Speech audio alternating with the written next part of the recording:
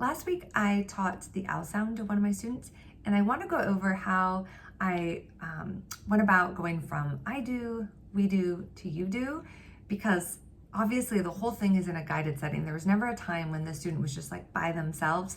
So I thought it might be helpful to talk about what you do looks like in a guided setting. And that could be one-on-one if you're tutoring, or in a small group setting as well. So first I taught the graphemes that spell ow, and then I went over the spelling generalization. So I have this little visual here to help that when we hear the ow sound at the beginning of a word or in the middle of a word, we're going to use OU. We do not use the letters OU to spell ow at the end of a word. If we do hear the ow sound at the end of a word, we will use OW. Now we can use OW at the beginning or in the middle if a single N or L follows. So now I want to give some opportunities to practice that. First, I want to model, so the I do. I'm going to model spelling the word couch. K, ow, ch. 3 sounds. I'm going to get that one out of the way. I'm going to tell my student I hear the ow sound in the middle of a word, right here. K, ow, ch. Since it's in the middle of the word and there's not a single N or L following it, I'm going to use OU to spell the word couch. And then I like to reinforce by reading the word couch, underlining the sounds k, ow, ch, just once again. So now I'm going to show them how we use OW at the end. I'm going to keep couch and I'm going to say, now I want to spell cow. So when I go from couch to cow, I have one less sound, k, ow. I'm going to get rid of this sound and the letters that spell that sound, k, ow. And now I need to change the letters that spell the ow sound, because now the ow sound is at the end of a word. And I use OW to spell ow at the end of a word. So I'm going to erase the OU and I'm going to write OW. So now we have cow. I also want to show when we use OW in the beginning or middle, and I want to show, kind of explain to them what the single N or L means. So I'm going to do a word like round or sound to explain what that means. So let's go ahead and do town, and this is still I do, I'm still modeling. Town, t, ow, n. 3 sounds. I hear ow in the middle again. But the sound that I hear after ow is n, and it's a single, that means one letter N, n, what sound n. So since it has a single N after the ow sound, I'm going to use OW.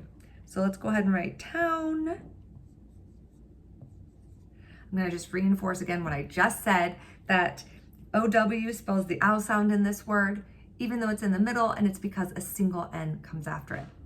But now let's do a word like round and see what happens. I'm going to go ahead and erase. Let's do round. Ow, n, d. Okay, so I'm going to go ahead and put the R there. And I hear the ow in the middle.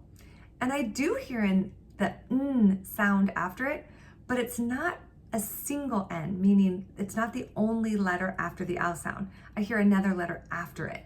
So I'm going to use OU to spell round. Sorry, my upside down writing is not doing great right now. So I'm going to reinforce what I just said. I use the letters OU to spell ow in the word round because the ow sound was in the middle of a word and there wasn't a single L after it, or sorry, single N after it. There's an N and a D.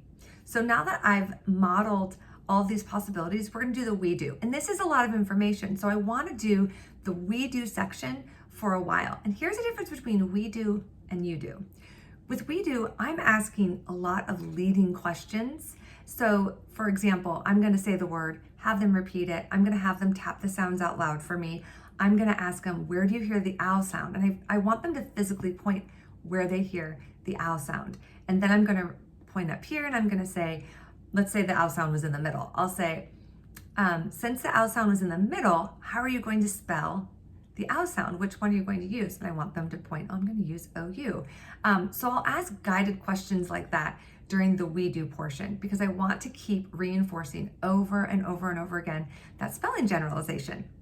When I feel like we've done enough practice with the we do, then we move into the you do. And for the you do, I'm not asking all those leading questions. I might just say, spell the word sound, and I'm gonna see how they do with that.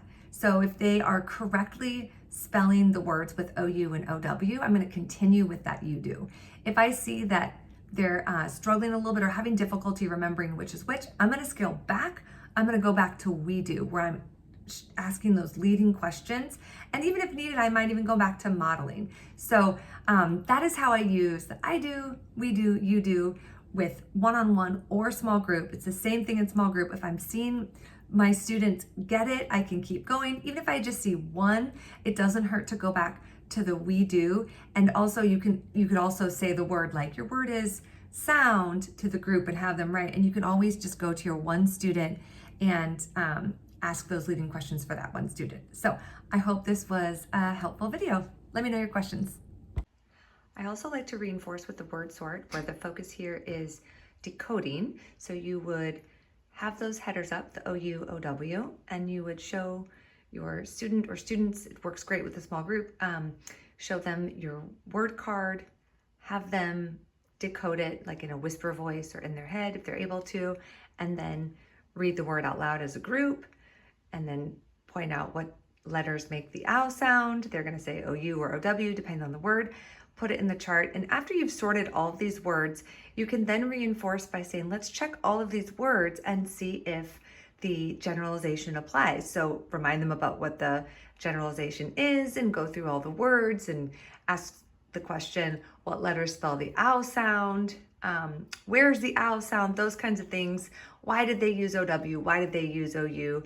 To reinforce that. And then you have your two oddballs at the bottom, noun and crowd. And those are your two, I guess you can call them rule breakers that don't follow that generalization. It's a great time to point those out to your students now. And again, it's just the opposite of the encoding or spelling. We're now decoding and reading, but it's also another way that we can just reinforce that generalization.